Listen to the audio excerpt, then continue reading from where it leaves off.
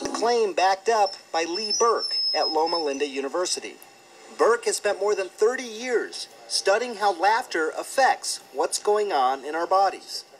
Berk has found laughter decreases stress hormones, improves our immune system, and boosts endorphins. Those are the brain chemicals associated with the runner's high. Exercise and its good effects on health have become widely known. I mean, I think no one would disagree with that now. Is that where we're going to get with laughter? I'm thinking we may get there with the same sort of prescription for laughter of maybe 30 minutes a day, 3 or 4 times a week, if not more. That sounds like a pretty good prescription. It's enjoyable. In a year-long study of heart patients, Berk asked one group to choose half an hour of comedy daily. Some chose the sitcom Friends. Given my lifelong search for irony, you can imagine how happy I am. Others received the same medical care without the comedy. The group that laughed required fewer medications such as beta blockers and nitroglycerin. Most striking, over the 12 months of the experiment, only 8% of the group that laughed suffered a second heart attack, compared with 42% of the control group. Now, if you or I had discovered a medication that did that, we'd be on our way probably to Stockholm or to Sweden. You'd be getting the Nobel Prize. Yeah. Even the anticipation of laughter produces some of the same beneficial results, offering evidence of what Berk calls the biology of hope. Finally from us this evening, medicine on the cutting edge when you send in the clowns. And there is surely no other time when a child will be in such need of laughter. To see the clowns in action is to see their value, to see their genuine scientific value. Dr. Maria New is head of pediatrics here. I remember particularly one child who had been in the hospital for over 6 months. And then all of a sudden, one day, he was seeing the clowns and he began to get better. Does this mean that laughter is a legitimate medical treatment? Might it actually be a cure? It is not alternative medicine. There's nothing alternative about having your body be part of the healing process. Professor Lee Berk of the Loma Linda School of Medicine in California has been studying laughter and medicine for 18 years. He comes to this conclusion: laughter works as an agent on a body's stress hormones. Stress hormones that suppress the immune system. So then when we decrease those stress hormones, we actually allow for the immune system to actually crank itself back up. This group in Professor Berk's laboratory is watching the comedian Gallagher. And as they laugh, Dr. Berk takes a blood sample. And under the microscope, he finds something else. Laughter increases the number of natural killer cells in the immune system. Natural killer cells go after and fight virally infected cells and fight tumor cells. Professor Berk's findings have now been accepted by many in the medical community, confirming what clowns have understood throughout history.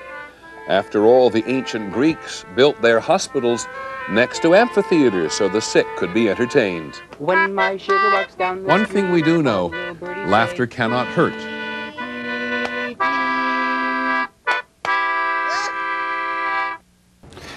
That is our report on World News Tonight. Could The Simpsons and Seinfeld help you live longer? As Jeff Michael reports, there's now some proof that laughter really is the best medicine. Doctors have never found the funny bone, but one doc has pinned down what happens to us when something strikes it. Dr. Lee Berk at Loma Linda University Medical Center divided 48 heart attack patients into 2 groups. One had regular cardiac rehab, and the other group had cardiac rehab, but they were told to watch 30 minutes at least of humor every day for a full year. They watched Laurel and Hardy, the comedian Gallagher. What about citrus? No problem! Whatever tickled their fancy. The result? In other words, there was only 2 recurrent heart attacks in the group that watched the comedy movie compared to 10 in the group that didn't watch any comedy movie. The key is what doctors call negative stress hormones. Okay, let's pretend for a minute this guy's a little stressed out. According to Berk, that's caused by the brain sending a signal to the pituitary gland somewhere in here. That produces a stress hormone, which in turn sends another signal to the adrenal gland somewhere down here by the kidneys. That also produces a stress hormone. Now, what Berk has proven is that when we laugh, somehow the signal between the brain and those two glands gets blocked. Dr. Berk says Mel Brooks has given unto you these 15 delivers the right kind of humor. 10 commandments. It's as old as the scriptures. Dr. Berk says he's just scientifically proving the proverb, a merry heart doeth good, like a medicine, but a broken spirit dries the bone. What I meant to say was that, Your lip. And that brings us back to the funny bone. Dr. Berk says if, for example, Eddie Murphy tickles your funny bone, then he's your prescription. But Berk warns not all humor will do the trick. Humor that is demeaning or derogatory, that makes fun of other people. It doesn't elicit the type of biology in the body that we experience with a merry heart. The doctor plans to publish his study early next year, one of the few times when he will not encourage his colleagues to laugh. Jeff Michael. So I am here with Dr. Lee Berk. This is Frank Gindamo. I'm here with Dr. Lee Berk, and as you can see, he's got a few certificates on the wall, in addition to, as you can see here, TV Land. How did you get that from TV Land? It was sent by Nick, whatever his name is, I don't know if he's the owner or whatever he is of TV Land. And you've been in... He's been here, we've been talking, we talked together a number of years ago. And just this week you've spoken with folks at Oprah's magazine? Well, we interview. I do constant media interviews. Oprah magazine this week, Red Book this morning, and it's just constant. Constant because they're interested in humor. They want the evidence, the scientific evidence. They want to know why humor is important to an individual and to the readership, and what is the value. And so you believe that humor and health are connected? You're preaching to the choir here again. Humor and health are connected. There's the old wisdom of the Bible. Merry heart does good like a medicine, but a broken spirit will drieth the bone. That's in the Bible. Okay, well, the Bible is as modern medicine as you can get relative to the mind-body connection. And the reality of, indeed, the ancient Greeks used to build their healing temples beside the amphitheaters so that the sick could be entertained. Wow. Which would change their mindset, and they noticed that they would, a good percentage of them would get well sooner.